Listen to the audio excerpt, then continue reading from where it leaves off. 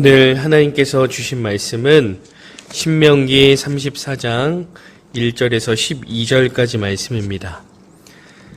신명기 34장 1절에서 12절까지 말씀입니다.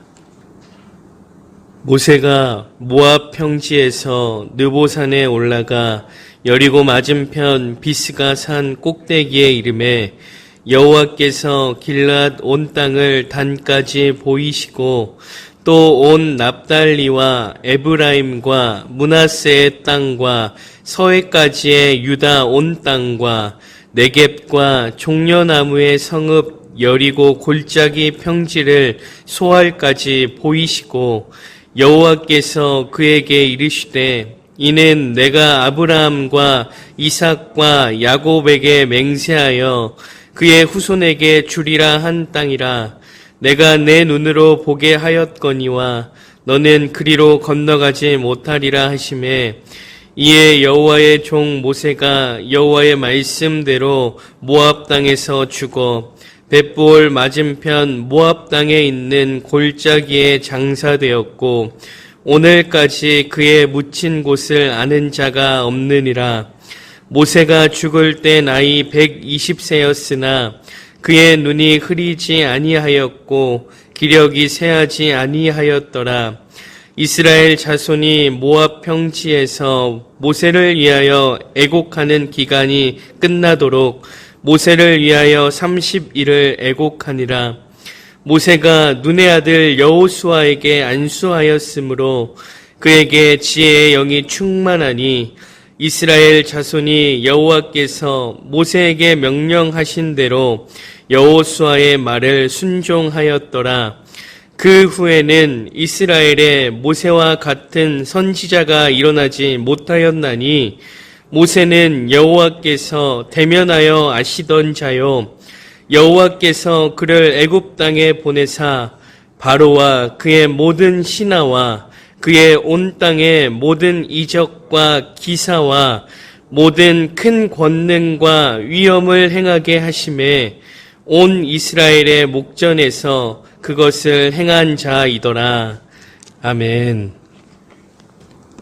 우리 성도님들에게 질문을 하나 하도록 하겠습니다. 진정한 지도자의 모습은 어떠한 모습일까요? 어떤 사람이 정말 진정한 리더자라고 생각하십니까? 제가 생각할 때는 끝까지 잘 마무리하는 지도자가 진짜 지도자가 아닌가라는 생각이 들었습니다. 미국에서 훌륭하게 활동한 지도자들을 조사해 보았습니다. 결과가 어땠을까요? 90%가 마무리를 끝까지 잘 못했다는 겁니다. 고작 10%만이 아름다운 모습으로 끝까지 잘 마무리했던 지도자였다는 것이죠. 그만큼 끝까지 마무리를 한다는 것이 쉽지가 않은데요. 이 지도자뿐만이 아니라 우리 역시도 그렇습니다. 그리스도인으로서 그리스도인다운 삶을 끝까지 이어나갈 수 있는가? 그리스도인으로서 인생의 마무리를 잘 맺을 수 있는가? 이 계시록 2장을 보면요. 예수님께서 이 두아디라 교회에 대한 말씀을 하실 때 이러한 말씀을 하십니다. 계시록 2장 26절에 보면 이기는 자와 끝까지 내 일을 지키는 그에게 만국을 다스리는 권세를 주리니 이 믿음을 끝까지 지킨 자에게 예수님은 만국을 다스리는 권세를 주시겠다라고 말씀을 하십니다. 사랑하는 성도님들, 이 끝까지 믿음을 지키는 것이 중요합니다. 이 스파크처럼 확 튀었다가 사라지는 그러한 믿음이 중요한 것이 아니라 꾸준히 믿음을 지켜나가고 끝까지 마무리를 잘하는 그 믿음이 중요하다는 겁니다. 그렇다면 끝까지 마무리를 잘하는 믿음의 사람들에게 보여지는 특징은 무엇일까요? 오늘 말씀은 이러한 질문에 대해서 잘 답변해 줍니다. 오늘 본문은 신명기의 마지막 장입니다.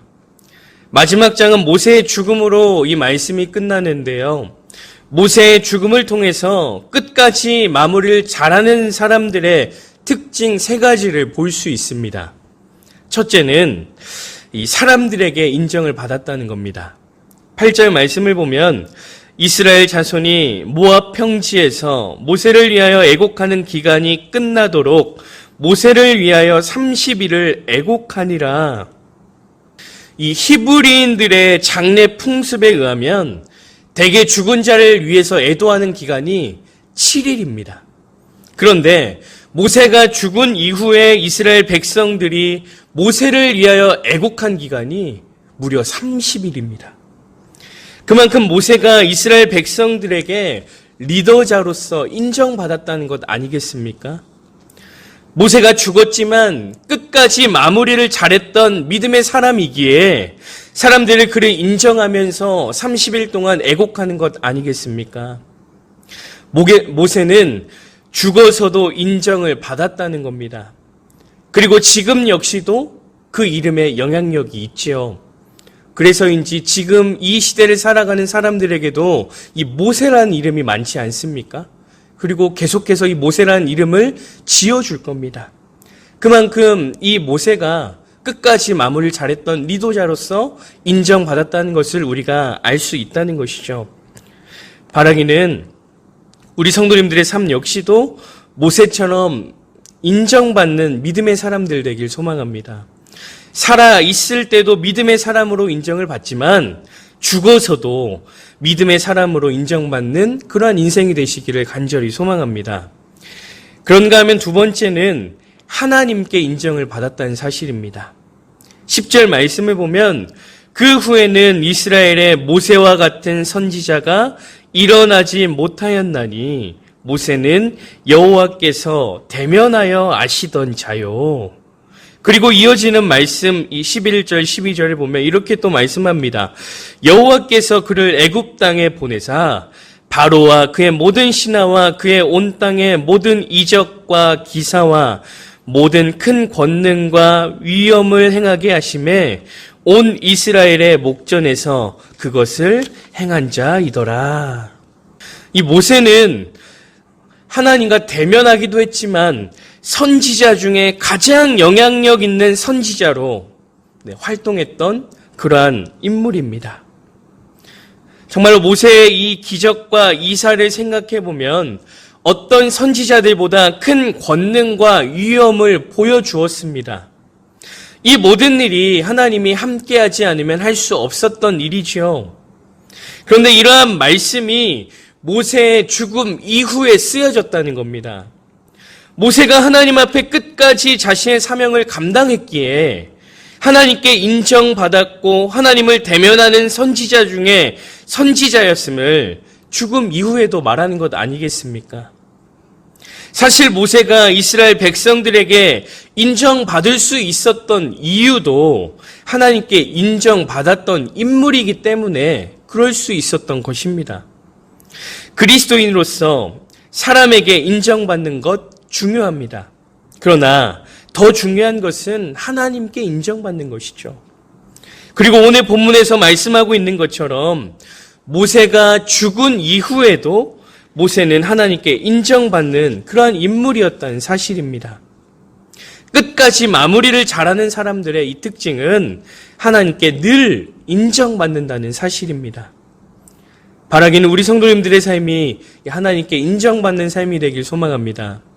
그러므로 이 땅에서의 삶이 끝나고 주님을 만났을 때 주님께서 성도님들을 인정하시며 꼭 안아주시는 그러한 은혜가 있기를 간절히 소망합니다. 마지막 세 번째는 선한 영향력을 흘려보냅니다. 9절 말씀을 보면 모세가 눈의 아들 여호수아에게 안수하였으므로 그에게 지혜의 영이 충만하니 이스라엘 자손이 여호와께서 모세에게 명령하신 대로 여호수아의 말을 순종하였더라. 모세는 이 여호수아를 새로운 지도자로 세웠습니다. 모세는 여호수아를 이스라엘의 지도자로 이 손색 없이 세우기 위해서 아마 많은 훈련들을 시켰을 겁니다. 그렇게 여호수아에게 선한 영향력을 흘려보내고 여호수아는 모세에게 받은 가르침대로 자신의 사명을 온전히 완수하지 않습니까? 끝까지 마무리를 잘하는 모세는 끝까지 선한 영향력을 흘려보냈다는 겁니다. 그 결과가 이 여호수아라는 믿음의 리더자를 세우게 된 것이죠. 사랑하는 성도님들, 이 끝까지 마무리를 잘하는 믿음의 사람은 자신에게서 믿음이 끊기지 않습니다. 다음 세대를 세우는 그러한 선한 영향력이 계속해서 흘러나간다는 것이죠. 우리 성도님들의 삶이 이러한 삶이 되길 소망합니다. 끝까지 선한 영향력을 흘려보내 다음 세대가 또 살아나고 다음 세대가 믿음의 세대로 굳건히 서게 되는 은혜가 있길 간절히 소망합니다.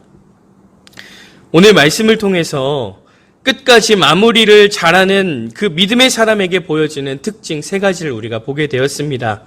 첫째는 죽어서도 사람들에게 인정을 받는 것이고요. 두 번째는 하나님께 늘 인정받는다는 겁니다. 또한 3번째는 자신의 믿음의 영향력이 자신으로 끝나는 것이 아니라 다음 세대의 선한 영향력을 흘려보낸다는 겁니다. 우리 성도님들도 이 모세처럼 끝까지 마무리가 좋은 믿음의 사람들 되길 소망합니다. 그러므로 사람에게 인정을 받고 하나님께 인정을 받으며 다음 세대의 선한 영향력을 흘려보내는 믿음의 사람들이 되시기를 간절히 소망합니다. 우리 함께 기도하시겠습니다.